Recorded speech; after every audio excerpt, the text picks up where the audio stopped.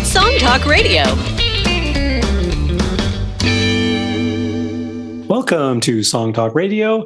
This is a show with songwriters talking to other songwriters about the craft of songwriting. We share tips, tools, and techniques, and together we all become better at writing songs. I'm your host, Neil Modi, and with me, my co-host, Phil Emery. How are you doing, Phil? Very good. I just came back from a trip back to Ontario, and nice to get away for a little bit. Yeah, it's great to have you back. It's been a short while, but back to the normal. Indeed, yes. And for our listeners, please send your comments and questions to @SongTalkRadio on Twitter, Facebook, or Instagram, or feedback at songtalk.ca, and we'll share your thoughts on the show. And please visit songtalk.ca to see the show post for this episode, to find links to the things we mention, and to download lyric and chord sheets to follow along with the songs that we feature.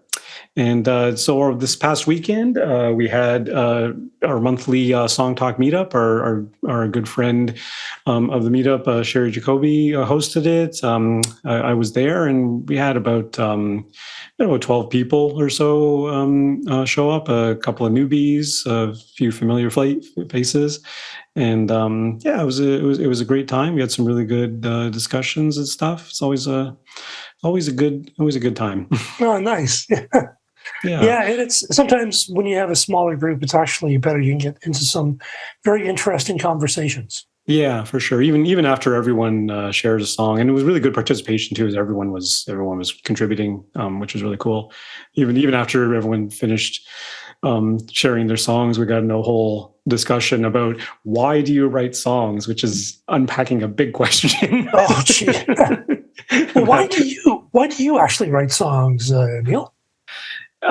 You know what? It's hard to answer that question. I mean, it's kind of like you just have to, right? There's no, I don't know. I just look to write good songs. That's all I look for, and then it just gives me joy. That's all I can really explain it. Yeah, I'm much the same way. It's not like I have a philosophy that I'm trying to get across to the world, or some people say, "Oh, I want to touch other people." And I've been told by the authorities I'm not allowed to do that anymore. So, well, it's over Zoom now. So it's over Zoom. But still, there's some things you can't do. No. But despite that, it's something I've just kind of always done. Yeah. And I tend to not play a lot of other people's music. If I'm sitting down on the piano for instance, I will tend to play either songs that I've written or work on new stuff just as a matter of course. It's not something I think, I'm going to write a song now. It's just something I kind of do. Yeah. And so it's interesting. Some people, they want to be famous, or, they want to make other people cry or something like that. I think that's, for me, it's very much internal. Yeah, for me, it's largely. I mean, I'm not going to lie, and I mean, at the end of the day, I don't really ultimately care if anyone listens to my stuff, but I do appreciate it when people listen to my stuff. And ultimately, I am writing for myself, but I'm also writing to share with other people, and hopefully they get something out of it as well, even if it is just friends and family and stuff. So it's a good creative outlet as well. Yeah. Right. Maybe our listeners could send in their thoughts about why they write songs. Are they trying to touch people, or are they trying to just get stuff that's out, that's in their head out? Mm-hmm. Are they trying to work at making a hit? Yes. or I mean, there's some people who really just want to make a hit, Yeah. Okay, so this year's turning out to be all about the whys. Why do you cry was our first question. Now it's why do you write? That's right. That'll be our next song challenge. Why do you do what you do? What's wrong with you? What's wrong with you is the next songwriting challenge. And speaking of the songwriting challenge, of course, on our website, songtalk.ca, we have a relatively new webpage now dedicated to the songwriting challenge. For this year, like we said, the title challenge was to write a song called Why Do You Cry? Sorry, we got a dog barking in the background because Emma just got home. He's excited to see her. The next song challenge will be, Why Do You Bark? Why do you bark? That's a good question. If you could answer, that would be fantastic. And of course, listeners can check out that page. We have 3 episodes from which Phil, Mike, and myself presented our answers to the challenge, and 3 episodes of listener songs, and as well an additional episode of our hosts' updated versions of the songs. And tonight, surprise, surprise, surprise, we have a bonus episode for the Songwriting Challenge. Listeners have continued to send in their answers to the challenge, and we're absolutely delighted to feature 3 more songwriters tonight. So thank you guys for continuing the journey and letting us know how you attacked this challenge. Please do. So let's start off with Andy Vann, I think. Yeah, Mr. Andy Vann wrote to us. And he says, "Hi guys, I live on the Sunshine Coast in Australia. I'm first and foremost a bass player, but also play guitar, other string things, and a bit of keyboards.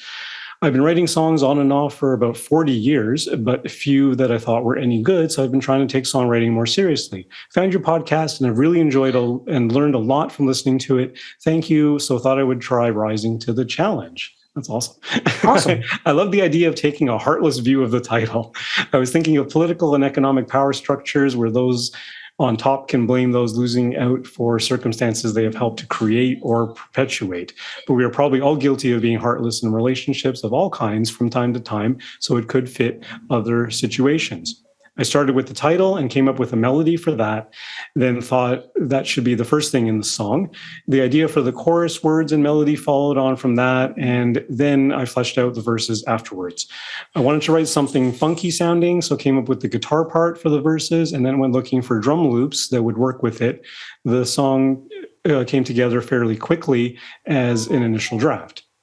I realized the verses are 5 bars, which is a little odd, and somehow it felt right to ram in the first 2 verses back to back to keep up the pace. There's a drum break between the verses and chorus, which was a bit of a happy accident. Not quite matching last year's challenge, but there's not a huge variety between the chord progressions for the verse and chorus. At 2 minutes and 20 seconds, it's not a very long song, but I didn't feel it needed to be longer. Looking forward to any feedback and hearing what everyone else has done with this. So thank you, Andy, for the detailed songwriting process there. And and again, check out the show post. You'll be able to see the lyric sheet for tonight's songs, including Andy's. And so let's give it a listen. So Andy actually gave us the chords, and it's I'm not sure if it's an E with a G sharp bass or E and a G sharp. Well, the way he's notated it suggests E with a G sharp bass. Yeah, so maybe that is. But if it is a G sharp, I would imagine that would be a minor if it's an E major? Not necessarily, unless he's borrowing another chord, but I haven't played along with it, so it would be, that's the only way you'd know for sure, is just play along with it and figure out what it is. Okay.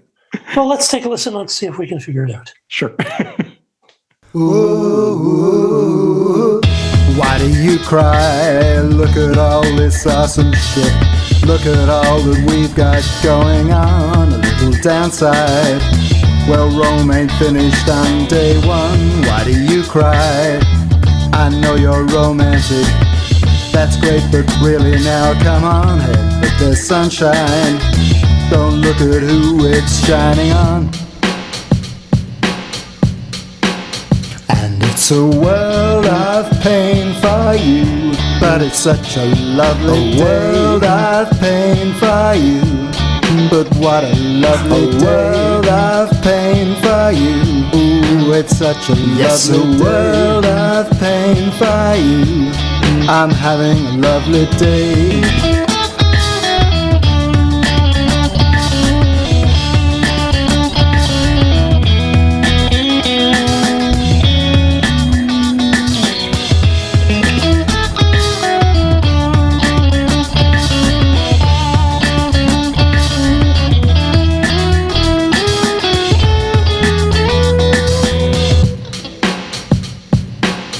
Of course it matters, but you need to understand.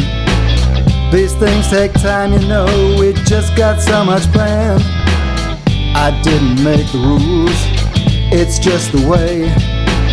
You don't think this is how I want it? We've all got dues to pay. Why do you cry? Maybe you're not up to this. I'd really hate to see you take a fall. Hey, don't get uptight. If there's a change, you know I'll call.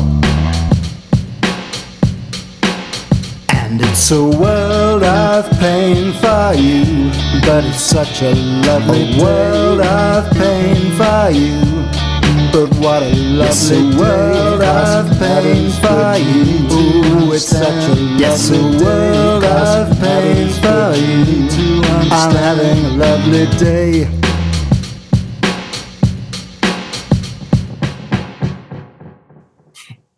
So cool.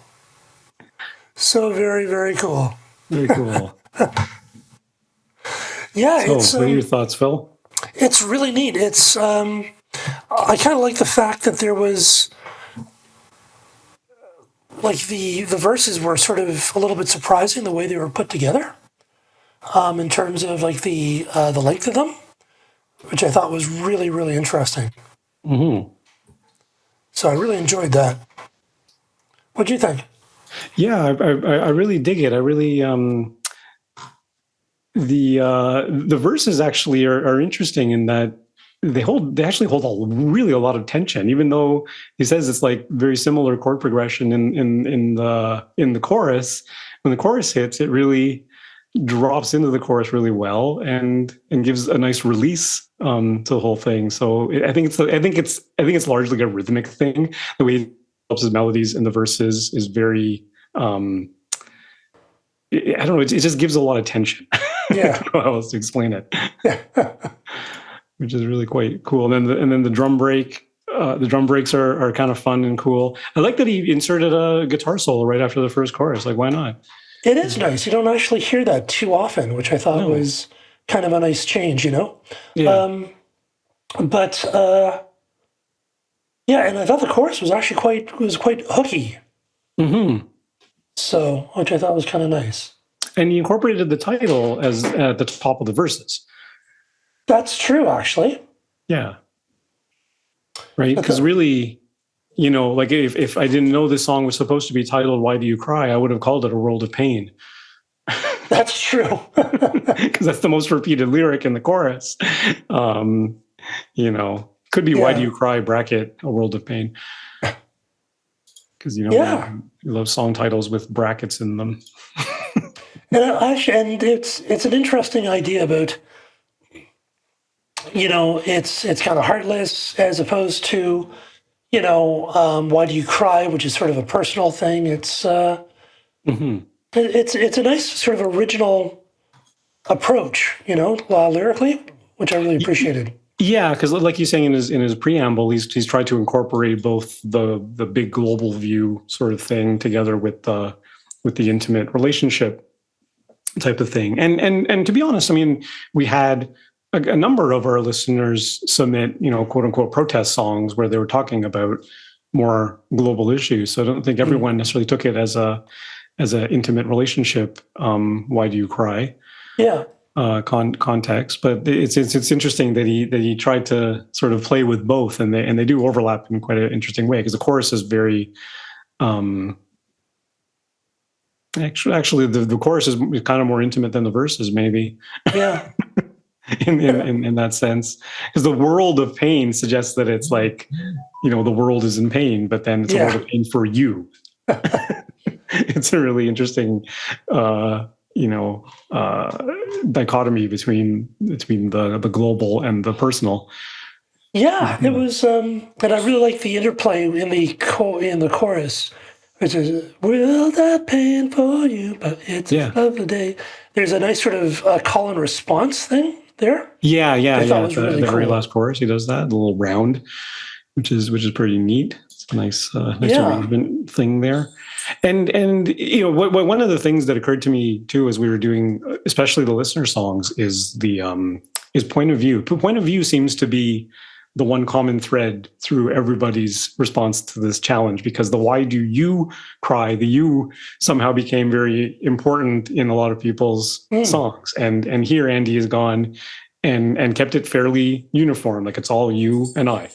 That's true, actually. And it's very, I don't want to say it's clear, but it's clear. Like it's simple enough, and he's not complicating it with ease and cheese. Yeah, that's doing true. all sorts of things, right? So it's very straightforward in that sense. Yeah. Quite good. Yeah, thank you, Andy. What a great little tune. Yeah, fantastic stuff. All right. All right, should we move on to Mira? Yes, and of course, Mira's comes to our meetup all the way from Australia. I believe, isn't she from Australia? Yes, she's from Australia. She's been a regular at our meetup, more or less. She's great. She's a great songwriter and always willing to share her stuff at the meetup and otherwise. So Mira says, "Hey, Song Talk team, writing this song was cathartic and cleansing, a safe place to capture all my angst about humanity's decreasing attention spans caused by technology. I started off attempting to be refined and arty, and was going to write some deep and meaningful meditation on Picasso's Weeping Woman, where the narrator asks her, 'Why do you cry?' and she responds from her place on the wall. Then, alas, the weird and wonderful contortions of songwriting ended up giving my teenage self free reign to rage against what is, despite my best intentions. Content warning contains strong language. Song and MP3 attached. I'm torn between two potential endings: to finish on 'I might make you cry,' all sweet and soft and gentle, or to go back into the final half chorus as in the version attached. I get that the second option makes the song more entertaining or something, but I'm not sure I like it. So I always end up in these dilemmas. He. Your insights are greatly appreciated. As always, thank you for doing such beautiful work. It continues to inspire me and many others, I'm sure." Thank you for the sweet message, Mira. That's great to hear. So Thanks, Mira. So she's torn between two endings, and we're getting option number 2. And of course, we listen to the song, and the ending to this song is very abrupt. She really cuts it off. Mm-hmm. And I think she's grappling between that and making a softer, gentler ending. So yeah, well, of course, you can always do both and then record each one and then try to figure out. Sometimes you have to hear something, passively as opposed to be playing it. Yeah, and give it some time, like let it sit for like a week or two and then go back to it, and then it'll occur to you which one you like better. Yeah. Okay, let's take a listen. All right.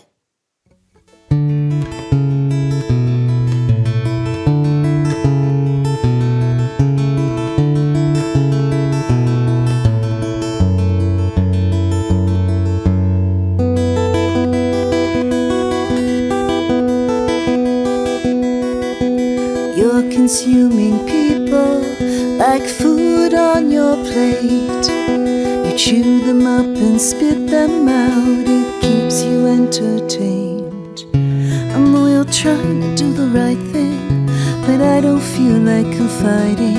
I can see that you're too busy typing. You ask me why do you cry, but I don't throw pearls before swine. You're only asking to be polite. All you get from me is everything's fine. You ask me why do you cry, but you missed all the signs. Are you fucking blind? You had your chance, so I'll tell you a lie. All you get from me is everything's fine.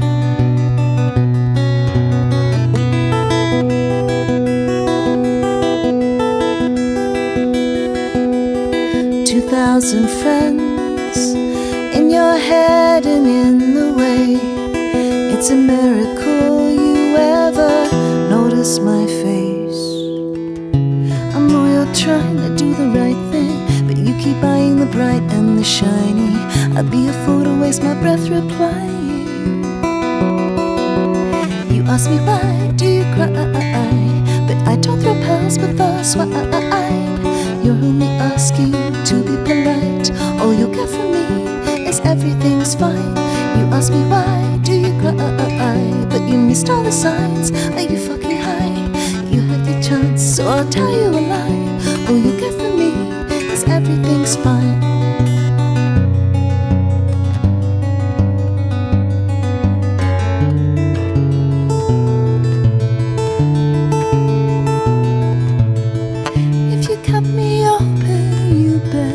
Have the time.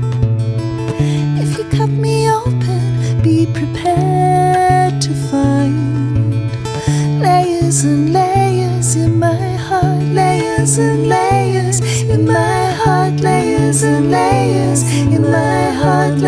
because of layers in my heart, layers and layers in my heart, because of layers in my heart, because of layers in my heart, because of layers in my heart, because of layers in my heart. If you cut me open, I might make you cry. If you cut me open, you best have the time before. You ask me why do you cry, 'cause you missed all the signs. Are you fucking alive? You had your chance, so I'll tell you a lie. All you get from me is everything's fine.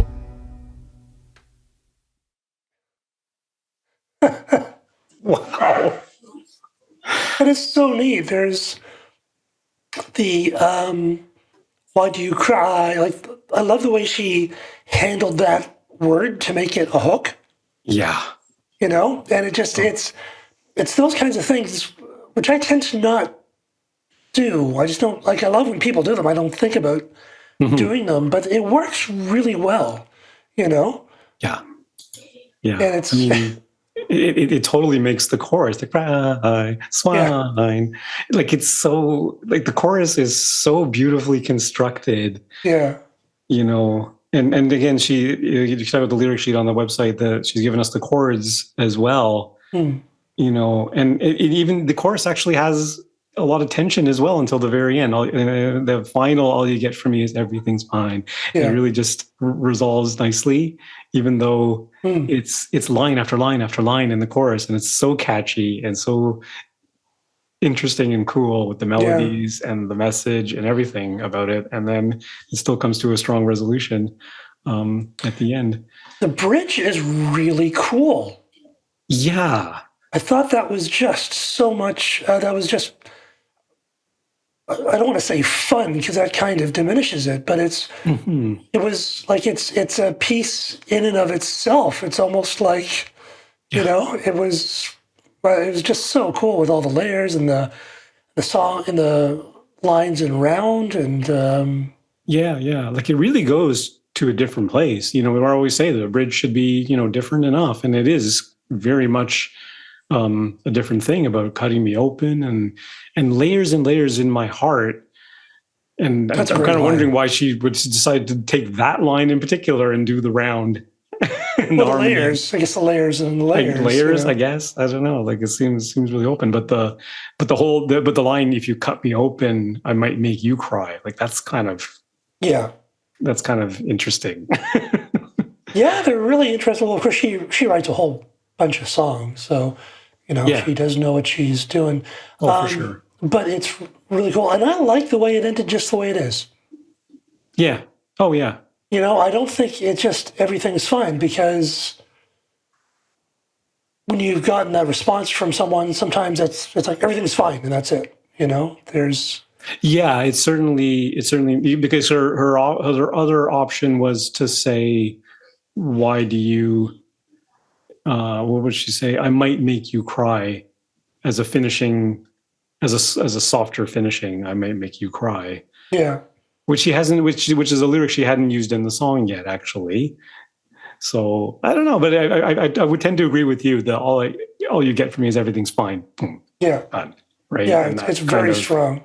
Yeah, it is a really strong ending, actually. Like it's not even that it's too abrupt. It's abrupt, but it's appropriately abrupt. It's appropriately abrupt, and it's interesting. It's just a voice and a guitar. Yeah. And definitely some very fine playing on the guitar. Mm-hmm. But it's it's going all through the song, like the finger picking the arpeggios. Yeah. For those of you scoring at home tonight, the arpeggios. It's all the way through. So actually, kind of giving it that sort of abrupt. And works better, I think, because it is kind of like this train and then just stops. It's a bit more arresting, I think, and it kind of leaves more of an impression. Yeah, that's a good point. It's also interesting that the verses are only 2 lines, and then she has the pre-chorus, and I'm not sure.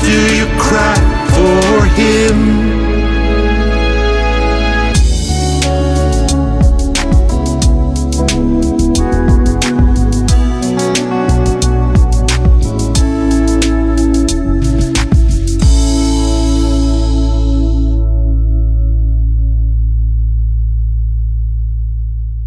Very cool. Great song, Sunny. Neat stuff. Neat stuff. Yeah. What do you think, Phil? Well, again, a wonderful way of approaching the lyric as opposed to "Why do you cry?" but "Why do you cry for him?" which is adds a whole new dimension to the song, which I thought was quite cool. And I love the way that he handled and the "Why do you cry for him?" like the last line of the chorus. It was a very catchy and sat really well, I thought. So I thought it was kind of neat. Yeah, for sure. Yeah, absolutely. I really like it. An interesting. Could you tell were the chords the same in the verse and the chorus? I could not tell one way or the other, I must admit.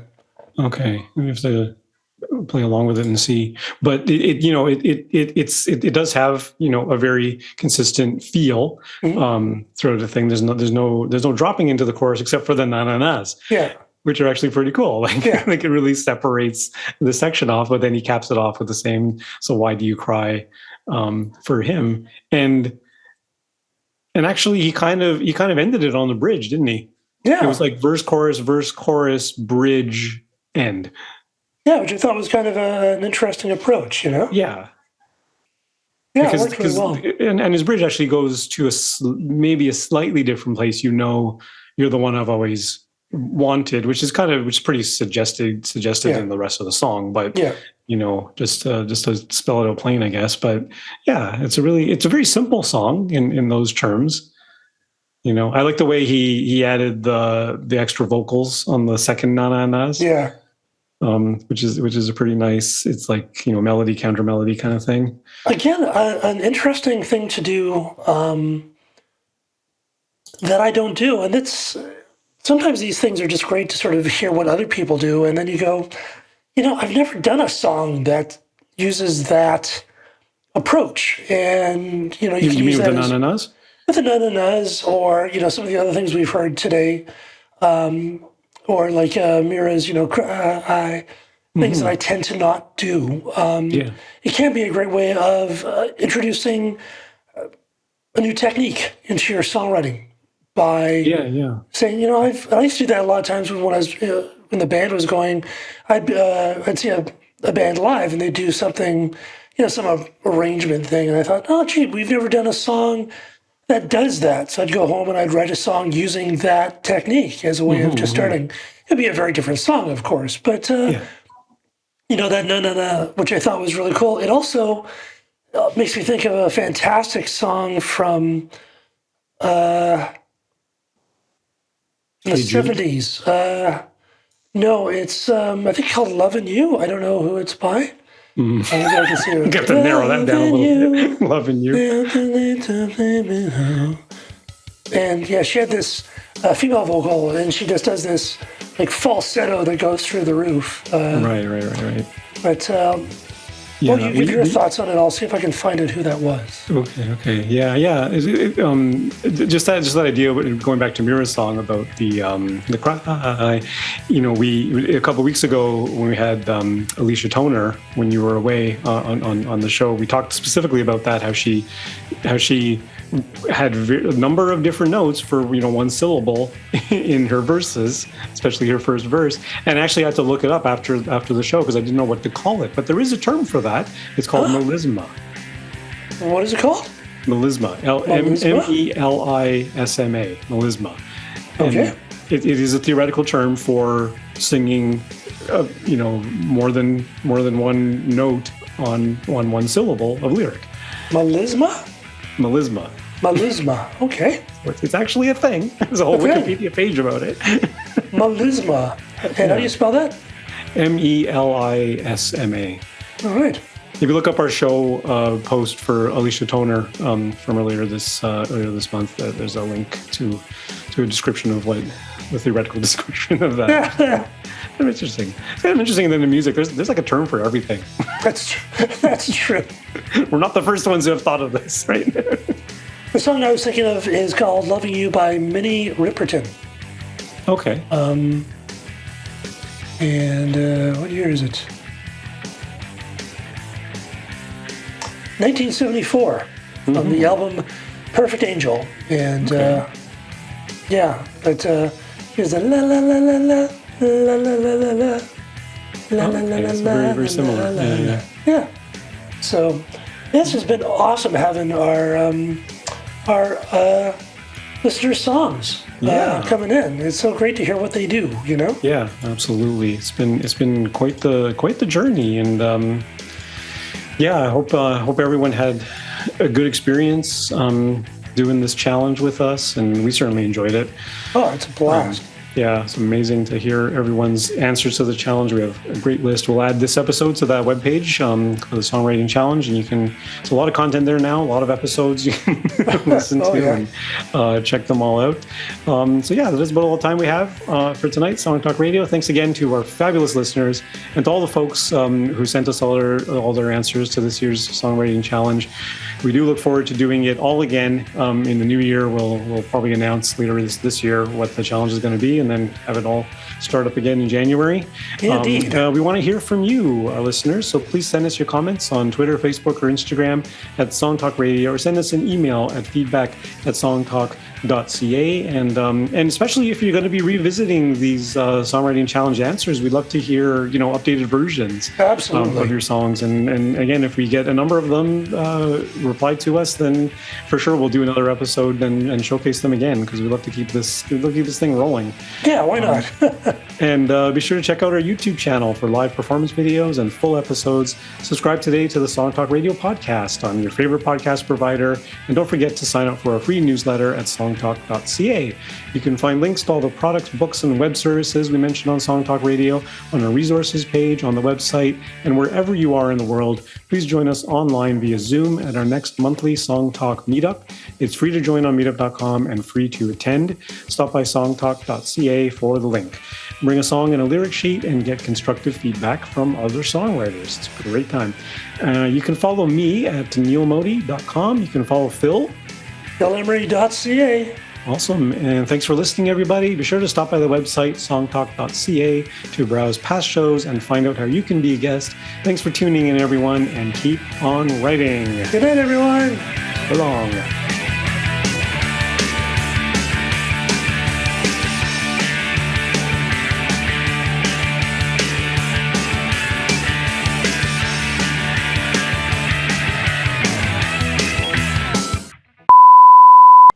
Right, that's a good job. Cool beans. Yeah. Really cool stuff. Mm-hmm. What have you been doing musically these days? Apart from pretty much trying to go through your new toy. Complete thing, yeah. Yeah, that not a heck of a lot, to be honest. Well, I did finish my Songwriting Challenge. I uploaded to my Bandcamp last week. Oh, nice.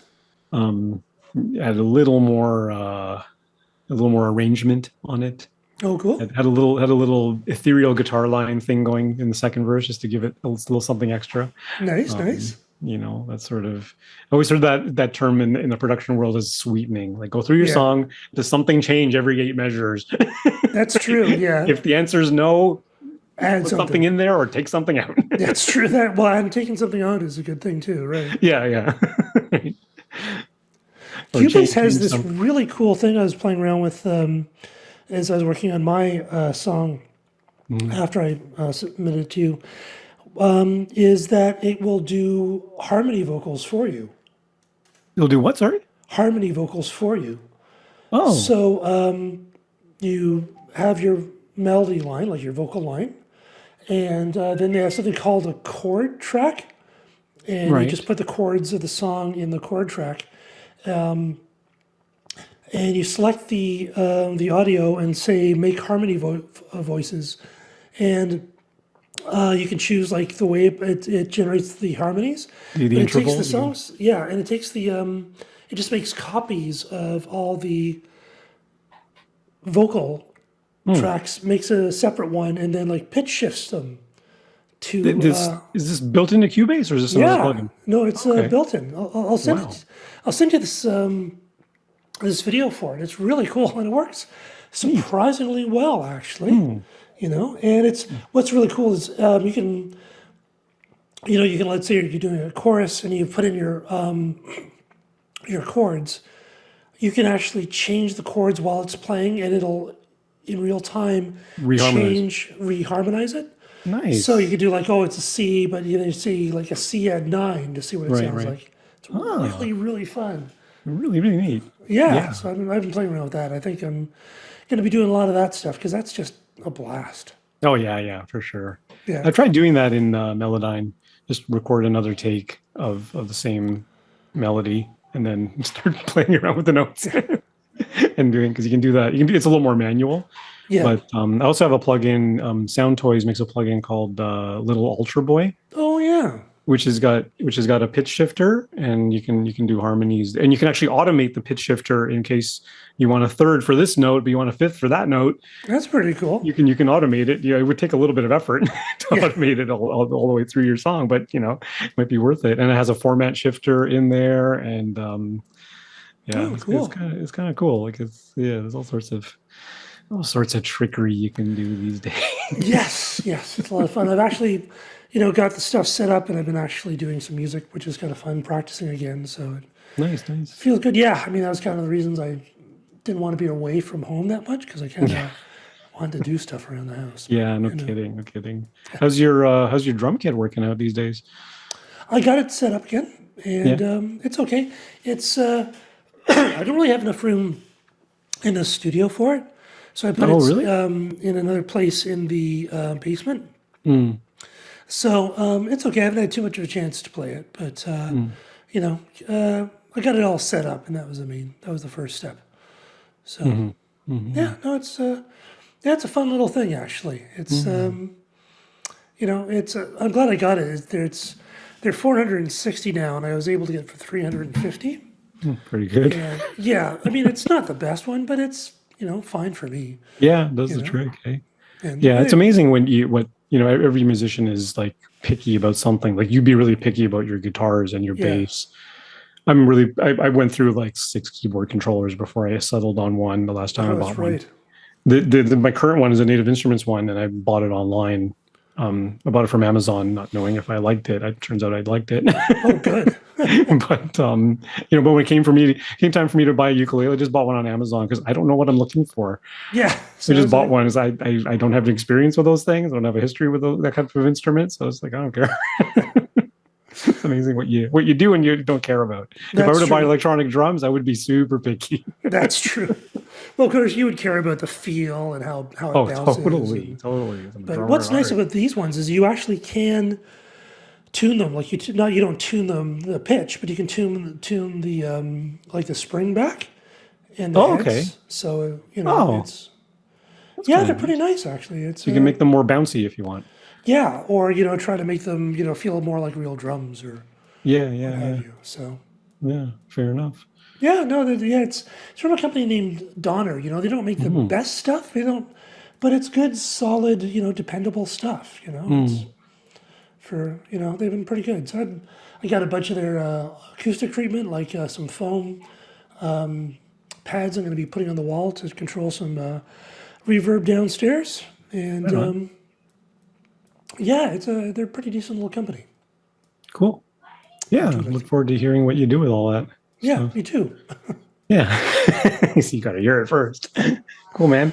So don't forget to put the June 10th in your calendar. Yeah, for sure.